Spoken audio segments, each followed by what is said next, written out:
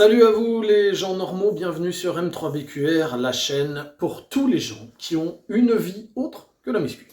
Alors, aujourd'hui une vidéo un petit peu particulière qui va faire partie d'une nouvelle série, ça va être les vidéos où je m'entraîne et où je vous l'analyse à côté. Alors, des entraînements vont revenir très souvent puisque j'ai une façon un petit peu particulière de programmer mes entraînements, et ça fera l'objet d'une autre vidéo où je vous expliquerai la méthode de l'ours, du nounours, pour faire ses propres programmes. Comme ça, vous comprendrez toute la réflexion qu'il y a derrière et toute l'expérience que j'ai mise dedans, puisque 30 ans de muscu, plus l'entraînement de beaucoup de jeunes et d'athlètes, c'est ce qui est sous-jacent à tout ça. Donc on va tout de suite commencer à regarder mon entraînement et je vais vous l'analyser en même temps. Voilà.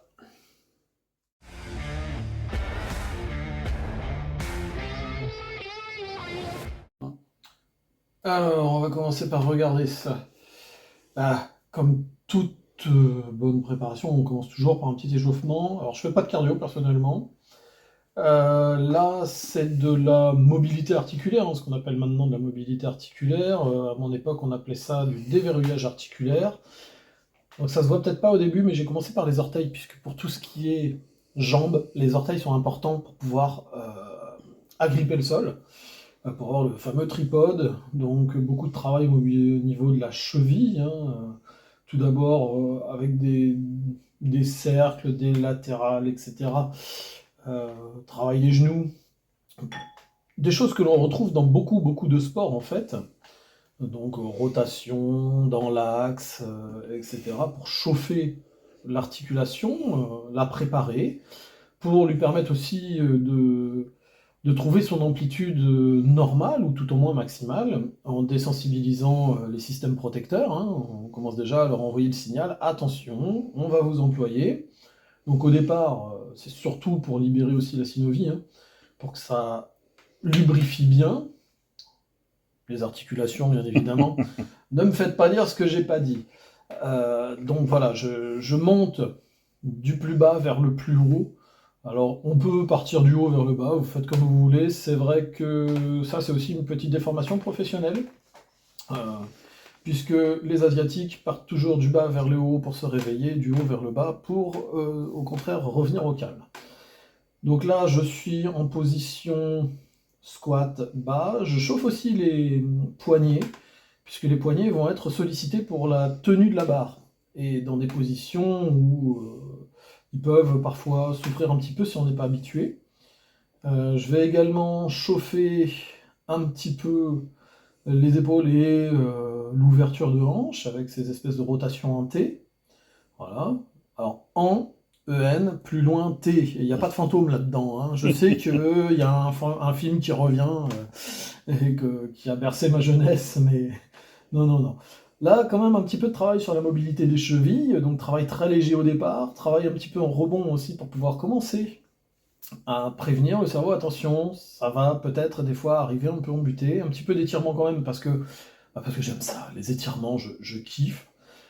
Travail d'échauffement du dos, avec des rotations, avec des flexions latérales aussi, puisque le dos va supporter la barre, ce qui fait que même s'il est censé rester statique, mon dos, et ne pas s'arrondir, ne pas se plier, etc., en l'échauffant, on prépare les muscles à garder cette raideur, et en cas d'accident, ils sont quand même un petit peu prêts pour pouvoir réagir. Donc là, je passe après un exercice avec une bande, parce que je suis grand, enfin j'ai des grandes jambes par rapport à ma taille, voilà, j'ai des longs membres, je manque de mobilité de cheville, et pour descendre, c'est pas toujours facile quand on fait du squat. Donc ça, c'est un petit exercice, vous mettez la bande en tension, vous la mettez au niveau de la cheville, et vous essayez d'aller le plus loin possible en gardant le talon au sol, et ça travaille votre mobilité de cheville, et j'avoue que depuis que je fais ça, ça me permet aussi d'être un peu plus à l'aise quand je descends sur mes squats. Voilà, donc rien de plus à rajouter, après on va juste passer sur des petites séries montantes, vous allez voir, j'en fais pas énormément, mais j'en fais quand même quelques-unes. Donc voilà.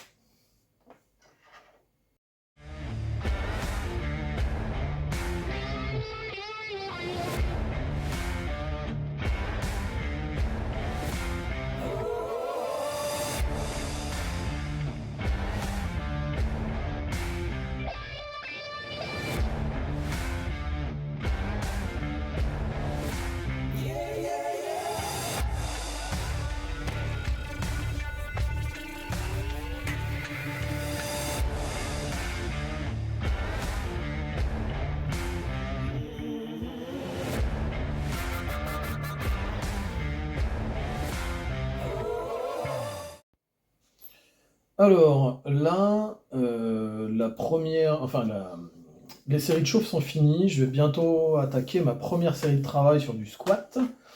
Donc je vais faire 5 séries de 3 répétitions.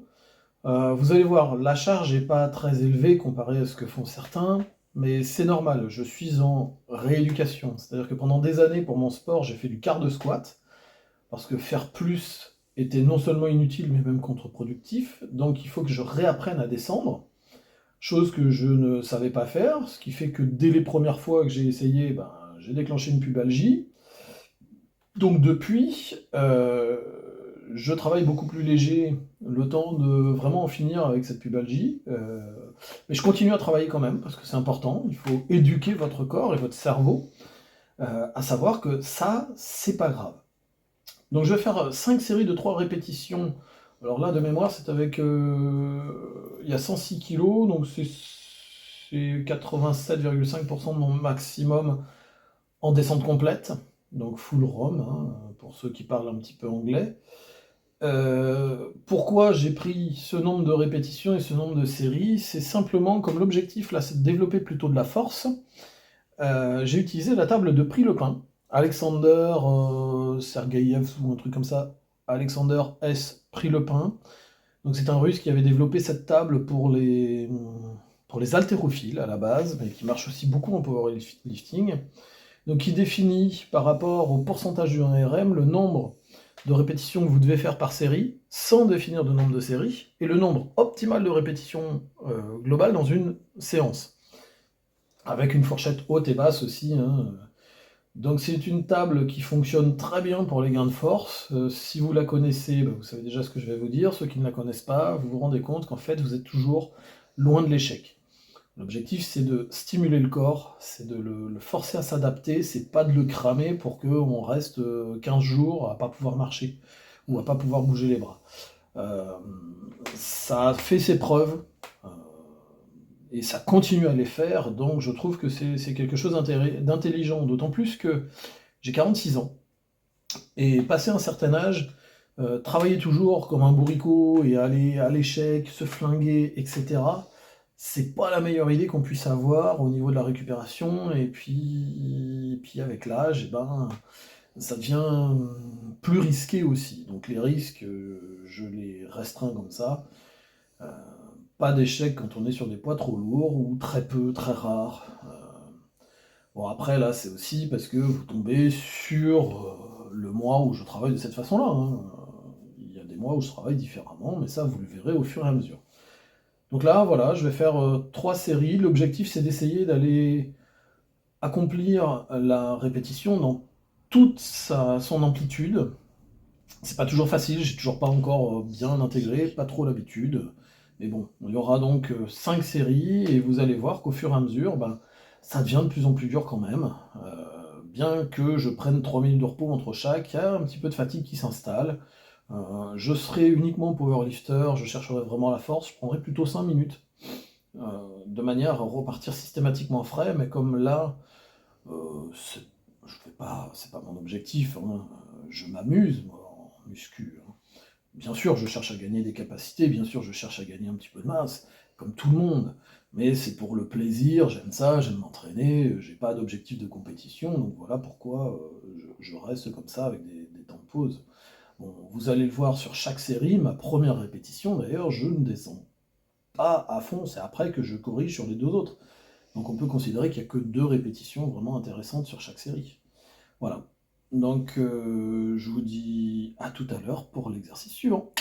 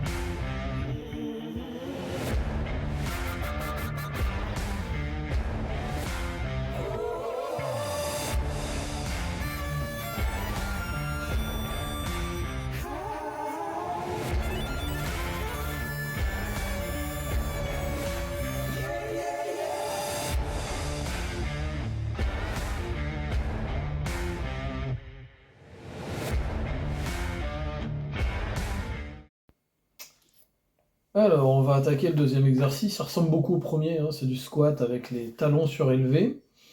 Euh, Là, il y aura beaucoup moins de séries. Je vais juste faire 3 séries de 6 à 8 répétitions en gardant 1 à 2 répétitions en stock. Donc, on est proche de l'échec sans être à l'échec, toujours pour la même raison. Euh, bon, j'ai une vie, j'ai besoin de bouger, et puis j'aime m'entraîner assez souvent. Ce soir, j'ai un cours en plus de karaté à donner, donc faut que je sois en forme, ou tout au moins à peu près. Et ensuite, l'échec sur de la barre libre avec du squat, ça reste quand même un petit peu risqué, d'autant plus que vous voyez que j'ai pas mis les sécurités, ça serait dommage. Donc là, l'objectif, poids beaucoup plus léger, c'est d'essayer de continuer à garder bien évidemment une profondeur de descente. Les talons surélevés, bah, tout simplement pour focaliser beaucoup plus dessus le travail des quadriceps et faire un travail un petit peu plus en hypertrophie, c'est-à-dire je cherche à gagner un peu de masse musculaire. Euh, Contrairement aux 5 premières séries de squat, où là vraiment je travaillais plus mon système nerveux et l'apprentissage du mouvement, hein, si on peut dire, la standardisation du mouvement, puisque 5 déraqués, c'est 5 fois où je me mets en position, et ça m'habitue à toujours me mettre en position à peu près de la même manière. C'est beaucoup plus simple. Là, maintenant, l'objectif, c'est d'aller en baver un peu, c'est de vraiment me faire un peu mal, toujours sur un mouvement proche du premier, pour que les gains en hypertrophie puissent être transférables aussi sur de la force. On verra après, sur le mouvement suivant, ce sera un mouvement d'isolation pour pouvoir encore plus focaliser et fatiguer le muscle cible du jour, hein, qui est le quadriceps. Je garde toujours 1 à 2 répétitions, mais vous allez voir quand même que je vais en baver sur ma troisième série, peut-être même ma deuxième, je me souviens plus trop, mais bon, voilà. Euh, Pourquoi je fais ça? Bah, tout simplement parce que j'aime me faire mal, parce que sur ce mois d'entraînement, puisque je change à peu près tous les mois, je ne travaille qu'une fois par semaine les mouvements, donc il faut que je me fasse un petit peu plus de bobo. Maintenant, comme je suis quand même sur des charges qui sont assez élevées, puisque par rapport à mon maximum, par rapport à moi, pas par rapport à vous, hein, dans l'absolu, c'est pas très élevé, 90-100 kilos, c'est pas énorme, mais bon, euh, assez proche de l'échec, etc., je fais pas un volume énorme, parce que si vous comptez 5 séries au début, 3 séries ici, ça fait 8, il va y avoir 3 séries de leg extension, 8 et 3 chez moi, ça fait 11, il y a 11 séries, c'est tout, et c'est tout ce qu'il va y avoir dans la semaine. Après, j'ai les séries aussi sur ischio, donc les jambes sont travaillées 2 fois, mais 2 fois sur 2 focales différents. Euh, bon, pour ce mois-ci, c'est suffisant. Après, vous verrez, hein, dans d'autres vidéos, il y a des fois où je travaille 2 muscles dans la même séance, et ça veut dire que je vais faire 2 séances sur ces 2 muscles dans la semaine. Comme ça, il y a une stimulation plus fréquente, et ce qui est pas mal. Mais là, je suis un petit peu en train de me reposer, me remettre, j'ai une petite douleur à l'épaule, comme je vous disais tout à l'heure, j'ai aussi une pubalgie. Bon, c'est des mois où, entre guillemets, je me flingue moins, c'est plus rigolo comme ça.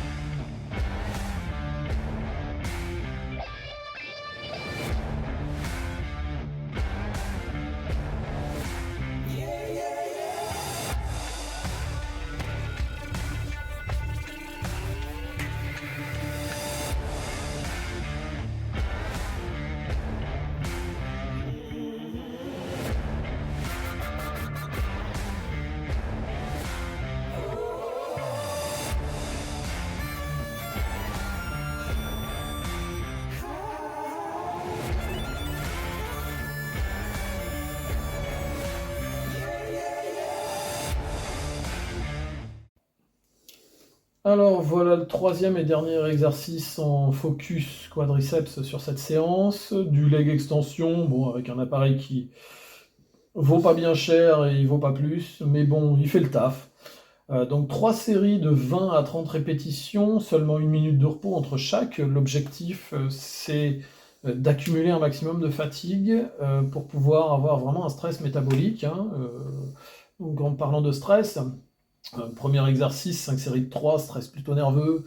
Deuxième exercice, 3 séries de 6 à 8, stress mécanique avec un petit peu de composante nerveuse. Là, stress métabolique, puisqu'on va accumuler beaucoup de lactate et en même temps on va accumuler beaucoup de sang, donc pas mal de congestion. Euh, L'objectif étant donc de stimuler le muscle sous divers types de stress et d'avoir diverses réactions hormonales et de restructuration, d'adaptation du corps, hein. L'intérêt aussi de la série longue, au-delà des stress proposés, c'est que ça permet aussi aux tendons de mieux s'adapter. Donc si vous voulez renforcer vos tendons, vous avez des problèmes de tendinopathie récurrente, etc. Les séries longues, donc avec des charges moindres, sont peut-être la solution pour pouvoir sauver vos tendons. Et quand on vieillit, les tendons, on se rend compte que on n'en a pas pris beaucoup soin quand on était plus jeune, et de temps en temps, ça leur fait du bien. Donc ça, c'est le côté un petit peu intéressant. Les séries longues aussi, pour ceux que ça intéresse, si vous avez une diète qui est déjà calibrée, etc., sont plus intéressantes pour la perte de graisse, puisque vous passez plus de temps sous tension, donc vous bouffez plus de calories au moment du travail. Attention par contre, euh, lorsque votre corps s'adapte, il continue à consommer des calories, et les séries longues, c'est une adaptation beaucoup plus courte, donc plus rapide à faire. Donc c'est intéressant de combiner les deux, séries courtes avec des charges lourdes, et séries longues avec des charges plus légères, si vous voulez vraiment chercher à sécher, hein. Ça c'est l'intérêt. Personnellement, je ne le fais pas dans cet objectif-là. Il y a aussi quelque chose que j'ai oublié de vous dire, puisque là, comme on a filmé, Joe était avec moi, donc je suis resté sur place. Il y a aussi quelque chose que je fais beaucoup, c'est qu'entre chaque série de travail, je vais marcher. La moitié de mon temps de repos quand c'est 1 minute. Quand c'est 3 minutes de temps de repos, je marche au moins 2 minutes. Euh, Ça me fait mes pas, bien évidemment, pour la journée. Ça, vous savez, cette fameuse recommandation. Et comme je marche de manière assez soutenue, ça me permet de faire une partie de mon cardio, même si c'est pas ma spécialité. Et ça permet aussi de faire évacuer les déchets qui s'accumulent dans les muscles. Là, je le fais pas, donc forcément, j'en bave un petit peu plus. Mais ça fait du bien aussi d'en baver, hein. Et après, on va enchaîner sur un dernier exercice. Je vais vous en parler tout de suite, parce que le dernier exercice, j'aurais peut-être un petit peu de mal à l'analyser, parce que je fais une série unique, parce que c'est un exercice sur un petit muscle qui a travaillé sur ces différents gros exos de début. Et je vous en garde la primeur pour tout à l'heure quand vous allez arriver dessus la série.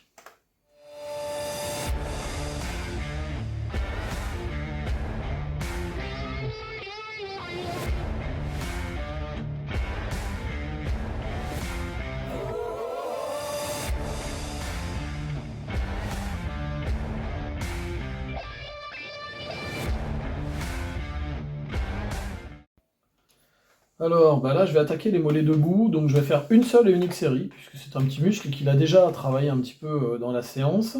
Je vous rassure, je fais pas toujours une série unique, mais c'est juste que ce mois-ci, j'ai décidé que ça serait comme ça, parce que j'ai envie de me reposer un petit peu, donc j'en fais moins au global, hein. Si vous faites le calcul, 5 plus 3 plus 3 plus 1, ça fait 12 séries, donc des séances à 12 séries, ça va, c'est pas mortel non plus.